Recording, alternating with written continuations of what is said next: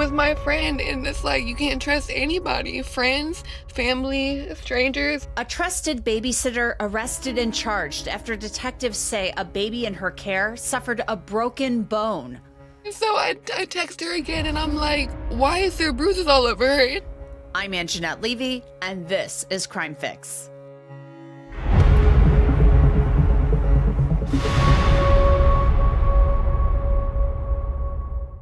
Sara Smith is a 27-year-old mom. She babysits, or at least she used to babysit. On social media, she looks like a loving mom and a woman who likes to have fun with filters. She has a lot of photos on Facebook, but recently she had a photo taken that wasn't so flattering. Sara Smith had a mugshot taken at the Baldwin County Jail in Georgia, where she was booked on a charge of cruelty to children in the first degree. The victim in this case, Georgia's Bureau of Investigation, says it was a 4-month-old baby girl, a defenseless little baby whose mother trusted Sara Smith to watch her children. You'll hear from that mother of the children very shortly. The mother also shared text messages that she said she exchanged with Sara Smith, asking her about her baby's injuries. In one message, Samantha wrote to Sara, "Hey, how come Jenny has bruising on her forehead and her knee?" Smith then provided a long response about the baby being in a shopping cart at Walmart and being accidentally hit in the head with a box of cereal, and another explanation about a child tripping over the baby while the child was on the floor of her home during tummy time. Now, there were other follow-up text messages about other injuries. Samantha Mullin then posted on Facebook, "Why would you hurt my baby? Jenny is the most happiest little girl on this planet. She never cries, just always smiling, talking, and sticking her little tongue out, being silly. I just knew when I picked her up that day, my baby was not acting herself. Now my Jackson and my Genesis scream, cry when I'm not in their sight for a second. My babies are traumatized. I trusted you. I trusted you. This was not their first time in your care. How could you do this to my babies, man? Anytime I watched your kids, they never had a scratch on them when they were returned to you. So why would you do this? How could you do this? I would never understand ever." After Samantha Mullin took her baby to the doctor, the injuries were reported to law enforcement.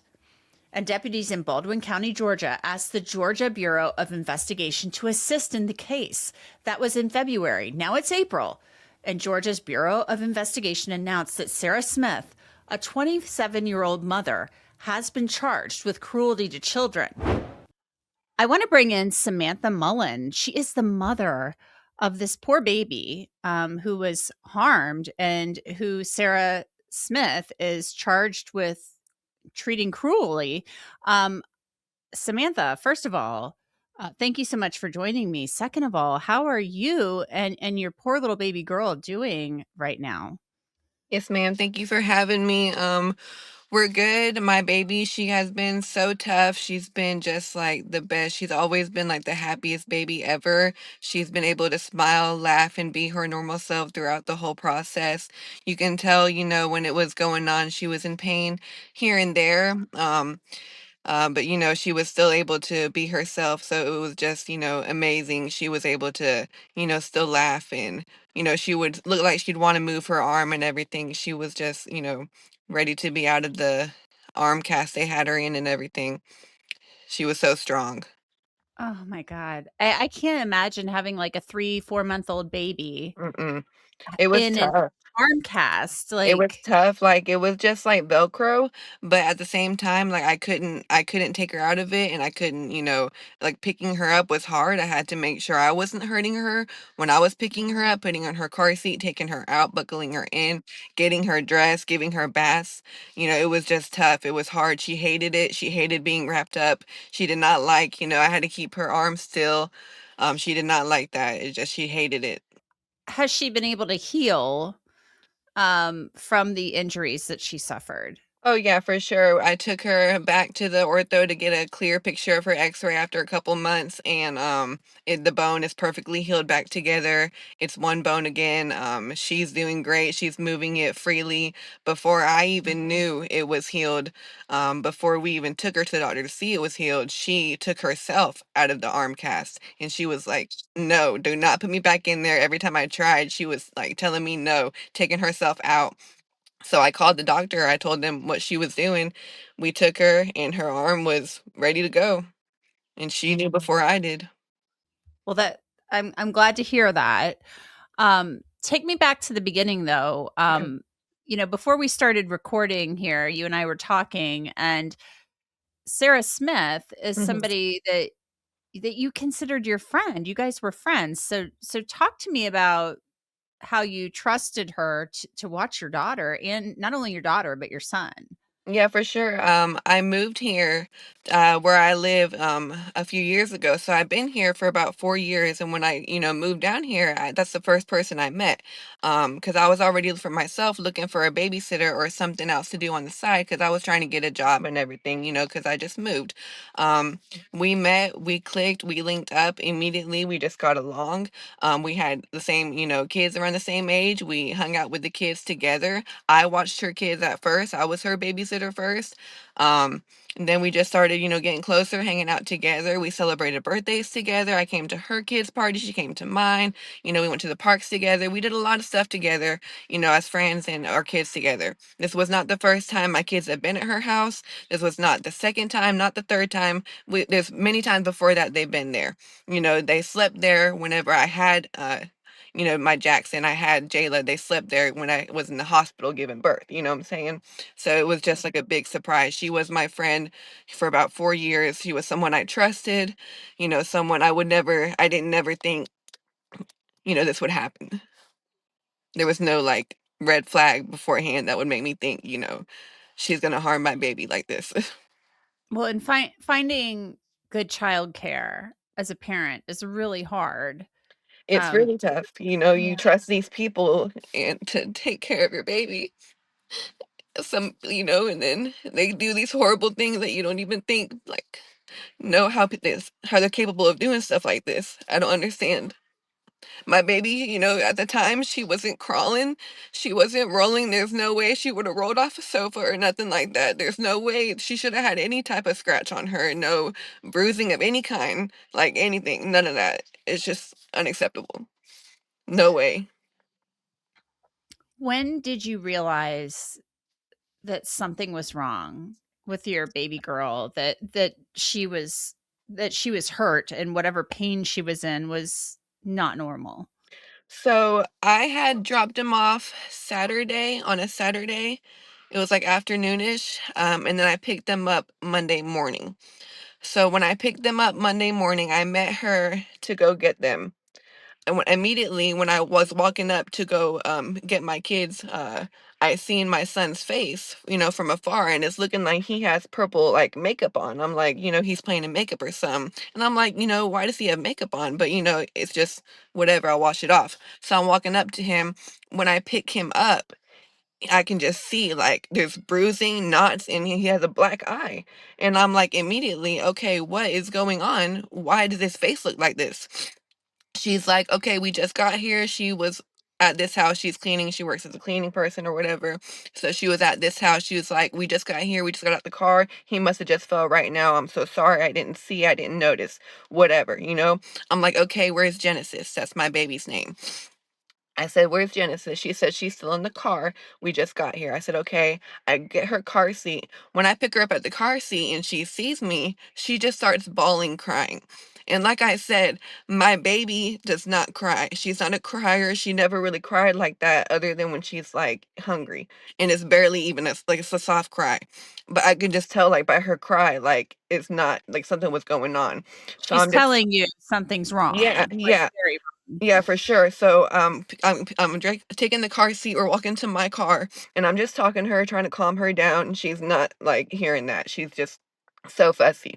So I'm like, okay, let me just get her home. I put Jackson in the car. We go home.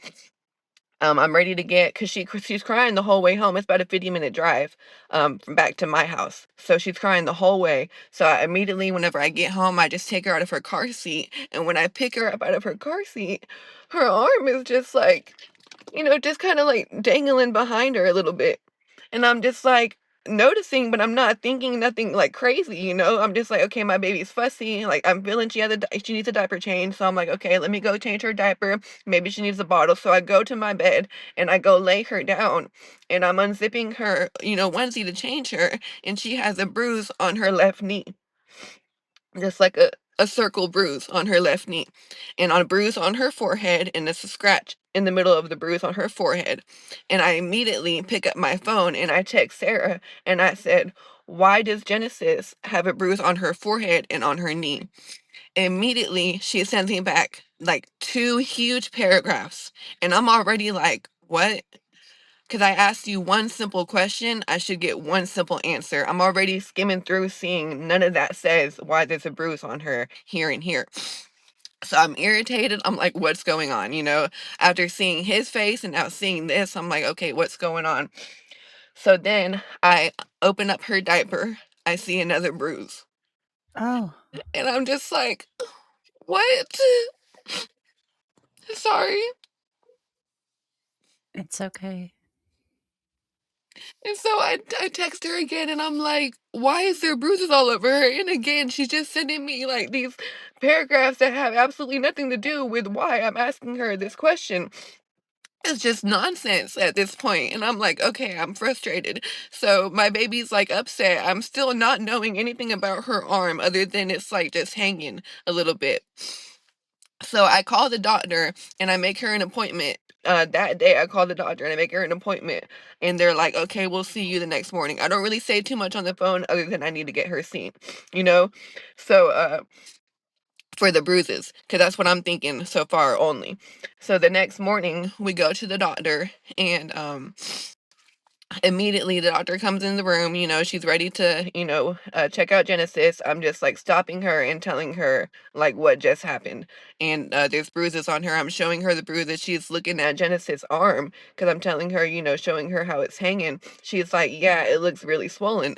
And I'm like, you know what, it does, because my baby, she's super chunky, so it's hard to even tell if she is swollen, but I can tell in the slightest that it was bigger than her other arm. And then she's touching on her legs, on the checking out the bruise on her knee, and she's like, her legs are also swollen. And I said, okay, so what does this mean? She's like, I'm not sure. We're gonna have to go get x-rays done. So immediately from there, the pediatric office, we just go straight to the hospital right across the street. We get some x-rays, and then they tell me then and there, and they show me that my baby's arm, it was literally like in two, just like that. And in each of her leg and her tibias were fractured. So from there, we get the x-rays, and as soon as I get the x-rays, I text her again and I said, Sarah, what the did you do to my kids? And she immediately sends more paragraphs. And I'm just like, okay, I can't do this anymore. Now the sheriffs are talking to me. Now DFAX is talking to me. I have nothing to say to them other than I have no idea what happened. My kids were at the babysitters. I was at work. I'm thinking everything's okay. Every time I'm checking on them, every picture I'm getting, every message I'm getting is just good news. Like nothing's looking wrong, nothing of concern.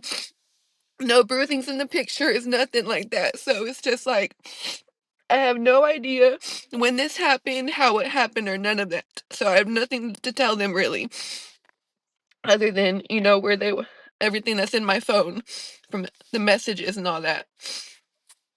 Did the sheriff's detectives and GBI talk with Sarah? Did she ever speak with them?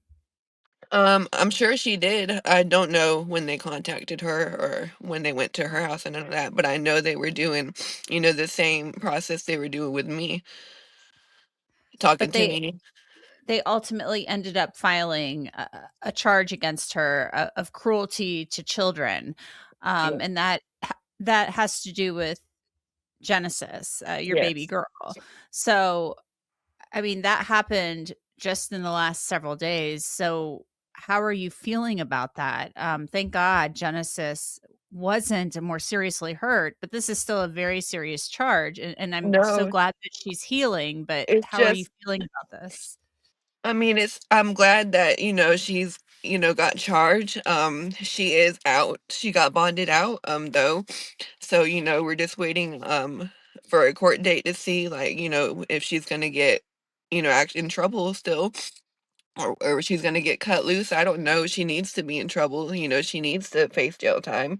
People need to know, because this woman goes on Facebook and she's like, I can watch you kids. I can watch your kids to everybody, offering to watch all these kids. And she watches other kids too. So, and she has her own kids. So people need to know, like, this lady's not safe to have your kids. I didn't even know what actually happened. And who knows if it's the actual truth until the date she was booked. And this happened in February. So, Did Sarah ever offer you an explanation besides no, this? she never even texted me. The last day we texted about anything was the day I found out. That was the last day. Never checked up on me, never checked up on Genesis, never checked up on the situation, never anything. That was the last day I heard anything from her. And I didn't feel like I should reach out to her because I was angry. Like, I'm still angry at her. Mhm.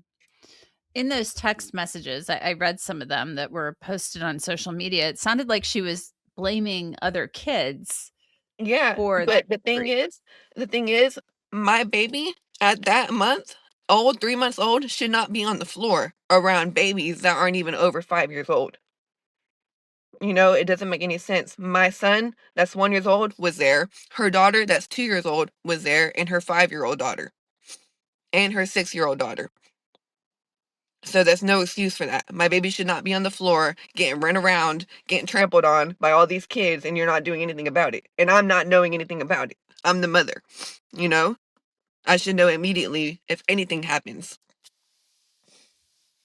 She's charged with cruelty to children, though, so it doesn't sound to me as if that's what the sheriff's office and the GBI investigators believe happened. I'm not sure what they believe happened. I know they don't believe what she's saying. I don't believe what she's saying. It's been so many stories, so much, nonsense coming out of her mouth. And like I said, I didn't even know what she told the sheriff. Like a few things I didn't even know she told the sheriff until the sheriff told me. She wasn't telling me this stuff. So it's just like, who knows if what she even saying happened is the actual story. Um, what do you want people to know from what you've been through? I mean, I don't know. It's hard. Like, I'm a single mom and I have 4 kids and I have to work to take care of them. And, it's like she was my friend, and it's like you can't trust anybody, friends, family, strangers. Like, you don't even know who can do this to your kid.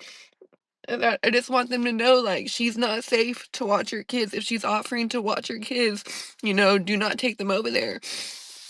Because I thought she was safe and she's not. I trusted her and she broke my trust. I'm not sure if she still is. I just know, like, when she was watching my children when it recently when it happened, she was watching other kids as well. So, and she comments this on all the posts. I have people coming to me now like, I'm so glad I didn't take him over there. She offered to watch my kids several times, stuff like that. So,